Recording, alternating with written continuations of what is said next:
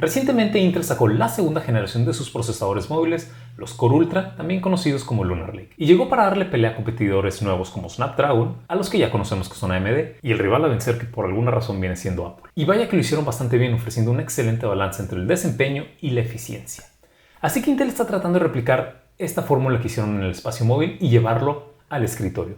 Y eso es lo que están haciendo con esta nueva segunda generación de escritorios, que son los Intel Core Ultra, también conocidos como Arrow Lake. Pues los nuevos Core Ultra 200 han cambiado la arquitectura que ya conocíamos. Ya no más vamos a tener ese hyperthreading. Recordemos que eso es cuando tú tienes un núcleo, puedes virtualizarlo para tener dos hilos. Entonces, un procesador de 8 núcleos, un octa-core, se vuelven un procesador de 16 hilos. Ya no más vamos a tener ese hyperthreading y en vez solamente vamos a tener puros núcleos físicos y van a ser los dos tipos que ya hemos visto: los Performance Cores y los Efficiency Cores. El primero, los Performance Cores, son los núcleos grandes que se van a encargar de hacer tareas pesadas: jugar videojuegos, renderizar, computación. Y los E-Cores o los Efficiency Cores van a estar reservados para tareas más pequeñas, de tal manera que no acaparen recursos que estarían usando los Performance Cores. Vemos entonces cómo el procesador estelar, el Core Ultra 9 285K, cuenta con 8 Performance Cores y 16 E-Cores para un total de 24 núcleos e hilos. Recordemos que ya no tenemos hyperthreading.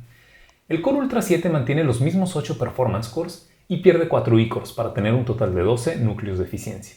Mientras tanto, el Core Ultra 5 mantiene los tradicionales 6 P-Cores que ya conocemos y agrega 8 núcleos de eficiencia. También vemos como el boost máximo va desde los 5.2 GHz hasta los 5.7 GHz. Pero la realidad es que hay como 4 o 5 diferentes boosts turbos máximos que pueden tener estos procesadores y van a depender de la temperatura a la que está corriendo tu procesador, la tarjeta madre que estás usando, el perfil de potencia que estás usando, muchísimas cosas. Entonces, toma esos boosts como lo quieras tomar. Adicional a esto, Intel está agregando sus nuevos gráficos integrados XE, que son los mismos que están usando en el espacio móvil, y hemos visto que son unos excelentes gráficos integrados, incluso mejor que la oferta que está dando la competencia, en este caso AMD. Ahora, gran parte de la apuesta que Intel está teniendo en esta nueva generación, en este nuevo lanzamiento, es ofrecerte un poquito más de desempeño. No van a ser los grandes números que hemos visto anteriormente, pero a cambio te van a dar más eficiencia de lo que han tenido antes.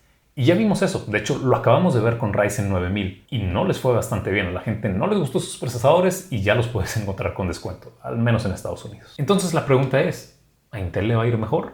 Vamos a ver. Antes de pasar a los benchmarks, es muy importante recalcar que los resultados que van a ver en pantalla no son para nada míos. De hecho, son recopilaciones de 3 canales: Linus Tech Tips, Hardware Canucks y Hardware Unbox. Yo no tengo estos procesadores, yo no los puedo benchmarkear. Entonces esto es más que nada una revisión del estado del arte.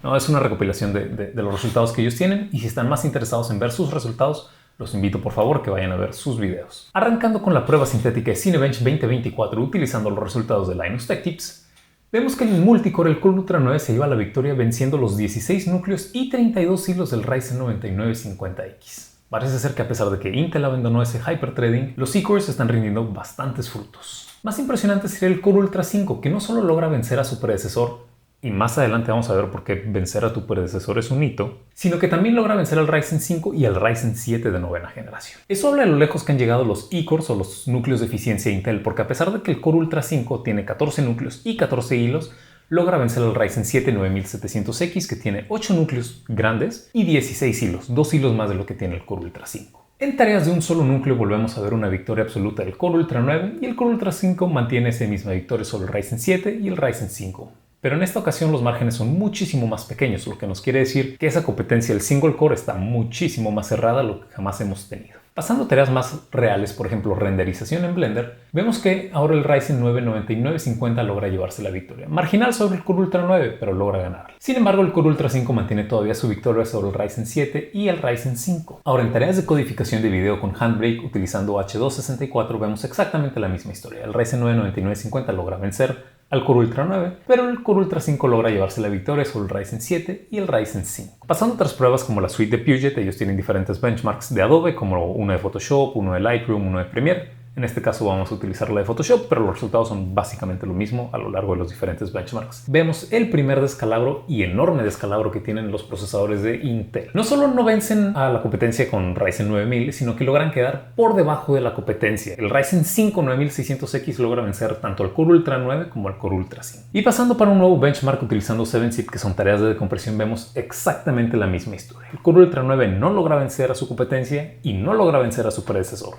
Y el Core Ultra 5 es exactamente lo mismo, se queda por detrás de la competencia y de su predecesor. Así que para trabajar estos procesadores no son necesariamente mejor que la competencia, no son necesariamente mejor que AMD. Puede depender del caso de uso que tú tengas, eso ya depende de cada quien. Pero en este canal nos interesa mucho el gaming, así que está la pregunta, ¿cómo les va en el gaming? No les va muy bien, de hecho les va bastante mal. Veamos esta maravillosa tabla de los australianos Hardware Unbox. Es un promedio de cuadros por segundo de 14 diferentes juegos. O sea, se tomaron el promedio de 14 juegos y promediaron esos 14 promedios. Y se utilizó una 4090 corriendo una resolución de 1080p. ¿Por qué 1080p? Porque para una 4090 correr a 1080 es sumamente sencillo, ¿no? Entonces te va a estar arrojando muchísimos cuadros por segundo que va a tener que procesar el procesador. Entonces, en este caso, el cuello de botella en ese sistema se convierte en el procesador. Entonces, corriendo a 1080p vemos los siguientes resultados. En este caso es específicamente para el Core Ultra 9 y vemos la misma historia que estábamos viendo hace unos instantes. El Core Ultra 9 no solo se queda por detrás de la competencia de AMD, de Ryzen 9000, sino que también queda por detrás de sus predecesores y todavía queda por detrás de procesadores de una gama más baja, de una generación más baja de AMD. Por ejemplo, el Ryzen 7 7700X en promedio logra superar al Core Ultra 9. Ese es un procesador de una gama más baja y de una generación más baja. Entonces no pinta bien las cosas para el Core Ultra 9. ¿Qué hay del Core Ultra 5? Pues exactamente lo mismo. No vence a la competencia, no vence a su predecesor el 14600K y no vence a la competencia de la generación anterior. Entonces no le va muy bien. Reafirmemos estos resultados con otro canal, con Hardware Canucks. Y vemos exactamente los mismos resultados. Para 1080p, el Core Ultra 9 no logra vencer a su competencia y no logra vencer a sus predecesores. Y tampoco en 720p. Así que el desempeño no es lo fuerte de estos procesadores. Ya vimos que para jugar videojuegos no son nada buenos. Y para tareas va a depender mucho de tu caso de uso. Entonces, su primera promesa del desempeño no quedó muy buena. ¿Qué hay de su segunda promesa? La eficiencia. Vamos a verlo.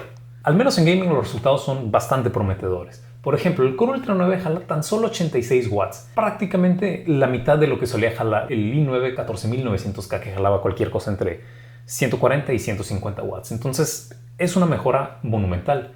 Y ni hablar del Core Ultra 5, que ahora tan solo jala cualquier cosa entre 60 y 70 watts. Eso no solo es mejor que sus predecesores, sino que incluso también es competitivo e incluso mejor en algunos casos que Ryzen 9000, que ya son unos procesadores bastante eficientes. Pero cuando pasamos esta conversación a tareas completas que están utilizando todos los núcleos, la historia pinta muy diferente. Por ejemplo, el Core Ultra 9, utilizando todos sus núcleos, está jalando 263 watts, 20 watts menos en promedio de lo que estaba jalando el i9 14900K. Entonces, sí es una mejora de como el 10%, pero ¿de verdad es una mejora pasar de 280 watts a 260 watts?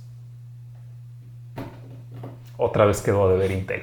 Una pieza clave para el éxito de AMD y de Ryzen cuando lo lanzaron por primera vez fue el valor que estaban proponiendo. Porque ellos sabían que no tenían el mejor producto, no era mejor que la oferta que tenía Intel en ese momento, pero eran competentes, era un producto competente. ¿Qué es lo que Intel tiene ahorita? No es el mejor procesador, pero es un producto competente. Entonces, ¿qué haces cuando tu producto no es mejor que la competencia, pero es suficientemente bueno para que los consumidores lo querramos comprar?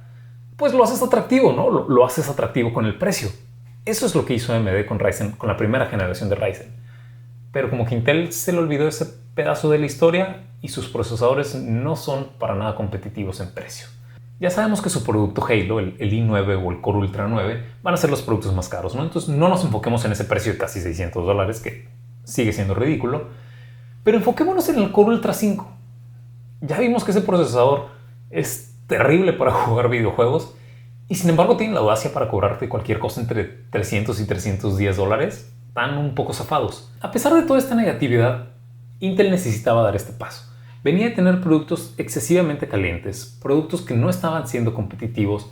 El lanzamiento de toda la 14ª generación de Intel era básicamente Intel 13, pero por 100 watts más te daban 100 MHz más de desempeño, ¿no? Entonces ya no tenían productos competitivos de una generación a otra. El mercado se los estaba empezando a comer a AMD. Sus productos estaban dejando de funcionar porque tenían una falla en el microcódigo y no había nada que pudieran hacer al respecto. Entonces ya perdieron la confianza de sus consumidores. Y con este lanzamiento no lo van a recuperar. Definitivamente no van a recuperar la confianza de sus consumidores. Pero necesitaban darlo, necesitaban alejarse de todos esos fantasmas que los estaban plagando para tener un mejor producto. Entonces tenían que dar este paso. No lo dieron de la mejor manera, pero tenían que dar. Repito, AMD no tuvo el mejor producto cuando salió Ryzen, la primera generación. Pero conforme fue pasando el tiempo fue añejando este producto y fue refinando lo que conocemos ahora. Entonces yo de verdad espero que Intel pueda refinar este producto, pueda añejar de la misma manera que añejó Ryzen, porque si Intel tiene un producto competente y AMD tiene un producto competente, pues va a haber competencia, ¿no? ¿Y quién sale ganando cuando hay competencia? Pues los consumidores. Así que esto es lo que tenemos hoy en día. Bueno, AMD acaba de lanzar el Ryzen 7 9800X 3D, que es una bestia para jugar videojuegos. Es el mejor procesador, pero hey, cuesta $400. Aquí en México te lo puedes encontrar entre 10,000 y 11,000 pesos, entonces no hay mucho valor ahí. Pero bueno, esta es mi opinión del producto. Me encantaría escuchar qué opinan ustedes y yo me voy, pero no sin antes agradecerles por ver este video. Gracias.